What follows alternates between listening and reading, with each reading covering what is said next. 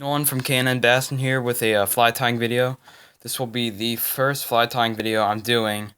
Um, I hope it turns out pretty well. I'm trying my best with trying to get the camera set up onto the fly. So the materials for this, well, first let me show you what it'll look like when it's done. It'll look like that right there. And basically, the materials I will be using are black thread. You can either use 8/0 or 6/0. I'm using peacock herl like this. I usually use 2 strands for most of them, but sometimes with larger ones I use 3. And the hook I'm using is a 5.2, 6.2, size 10. Anywhere from size 10 to 16 will work. Usually, I'm sure you could go 18 and still get stuff. It just might be harder to tie everything on there. Another thing I will be using is this like crazy legs as like the legs for the fly. And if I haven't said it yet or no, um, this is for the indication. And for the indicator, you can use different colors like orange and white, something bright you can see in the water. Because if it's just black, sometimes if you get in like the darker water or in like shade, you can't really see it that well, and it really helps to sense when something is hitting your fly. So the first thing I'm going to do is tie my line onto here. So it's the first thing I'll be doing. I usually just give it a solid thread base to start. I usually cut the tag line off right there, so like that. Next thing, I'll just keep wrapping down the. Always make sure it's tight enough. It's not tight that. It's not tight enough in there. But so what I'll do is I'll just wrap it all the way down till I get a little bit past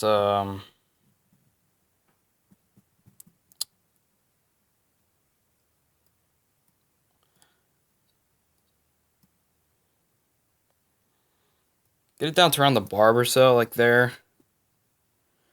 And yeah, right about there is good. And then what I'm gonna do is I'm gonna wrap in my foam. So for the foam, I'm using the 2mm black foam like this. I cut the strips. I usually cut them like half a centimeter, so like 5mm strips. You could do it like a little bit smaller, bigger, depending on what size you're doing. But since I'm doing it on a size 10, I'm using a little bit larger of a diameter. I cut it a little bit larger for this purpose. Sometimes what I do is I actually cut. If you see here, it's like flat end. I will cut the corners off of like the end of the foam, so it's a little bit easier to tie onto the shank of the hook. So like that, and then what I'll do is I'll tie it in once I do that. So what I'll do is you know what? I tie it in up here. So in that case, I'd have to cut the corners a little bit longer. And it does help. It makes it a little bit slender, so it's a little bit easier to tie on the peacock herl. That, not the whole way, but like that'll be good. And then just gotta cinch it down onto the. Make sure you make tight thread wraps onto the foam. And take it back to where you ended your thread, or where I ended my thread.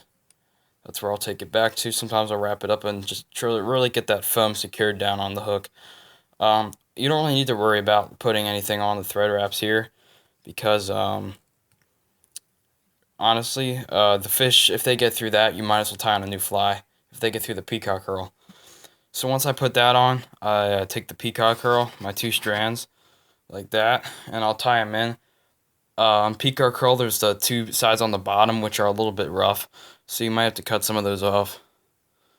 So I cut them off, and what I do is I go up here and I tie them in. It doesn't really matter where you tie them in on the shank, either to the side or the top, whatever feels more comfortable. But that works for me. And Usually I just wrap them. I have a rotary vise, so I'll wrap them onto the vise like this.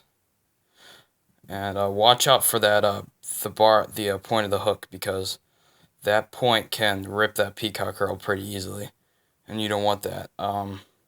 Try to get the thread wraps pretty tight. I'm just gonna wrap this thread up a little bit farther. Try to get the peacock curl on pretty well. Usually on a size 10 I actually do 3 wraps, but I picked out 2 for this demonstration. Whatever, you could just try with certain things. Sometimes the fish aren't too specific on what they want, especially when they just see the general profile of like a beetle on the water. It'll set them off. You don't really need to have anything specific. So just tie it off. Well, just a couple wraps to tie it off. Sorry if this looks a little bit shaky. I'm trying my best with the first time doing it. Like that. So now it's looking good. So now what I'll do is I'll take my foam and I'll wrap it over top. And I want to leave a little bit of room up here at the top so that when I do put it down onto the peacock curl at the top, right at the end, I don't want to have too much space at the front, because I want to make a head and have the indicator and the legs go on pretty nicely. So what I'll do is I'll wrap it on right there.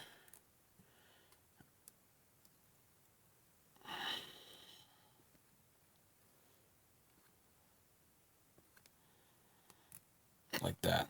You don't want to have too tight. I loosened a couple up at the end. You don't want to have them too tight, because if they're too tight, the wraps, then what'll happen is you can actually cut through the foam, especially when you're using foam that's not as thick in diameter.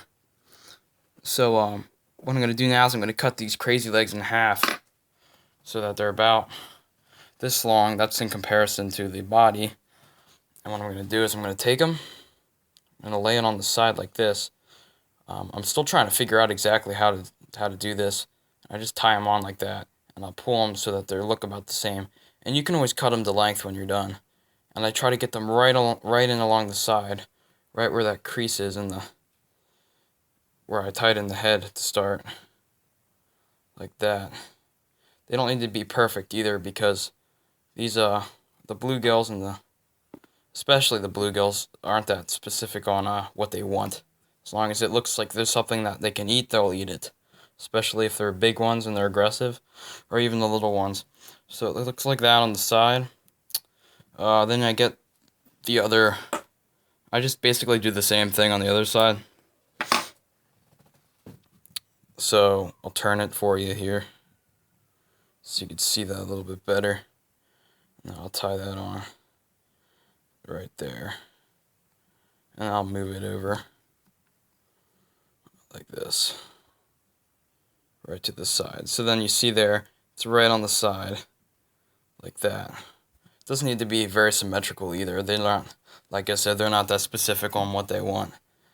Make those legs look nice. But you see there, not perfect, but those legs have a lot of action in the water, so it doesn't need to be perfect. So now we're going to take the green foam, and I'm going to cut off a little piece. It doesn't really matter how big it is.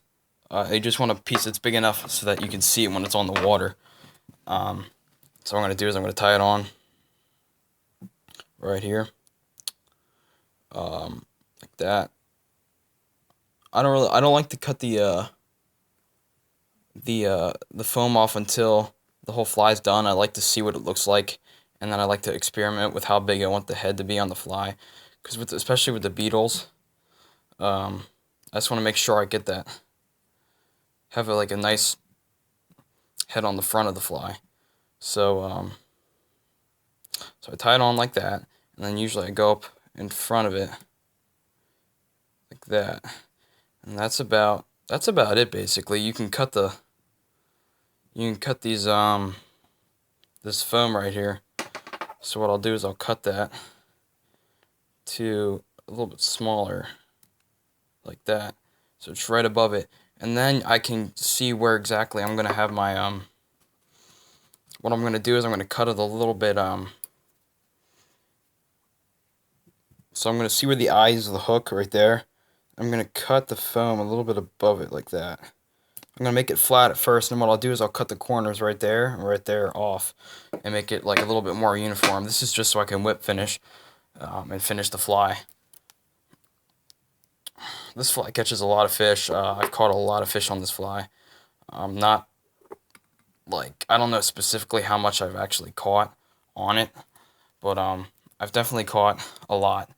So I'm trying to figure out here how I'm supposed to gonna whip finish with this camera here, but I'll try my best to do it.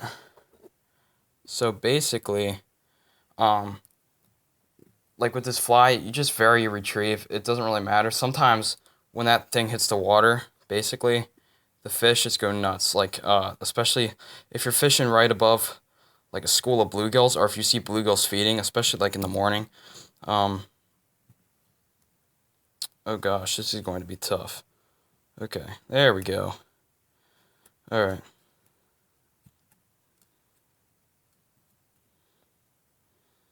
Just give it a good... there we go. Alright. It got a little bit loose. I've been bumping around a little bit, but that's okay. Still looking good. Alright, so... there we go. Okay. Little rough, but that's okay. We got it done. So then you just cut off that excess thread right up close, and then you cut right here like that. Right. Boom. Like that. And then that's basically it. I might cut the head a little bit shorter, but that's about it for this. This is a great fish catcher. And I hope you liked the video. If you have any suggestions or tips on making a better video next time, I'd highly appreciate that. And for now, good luck on the water, and God bless.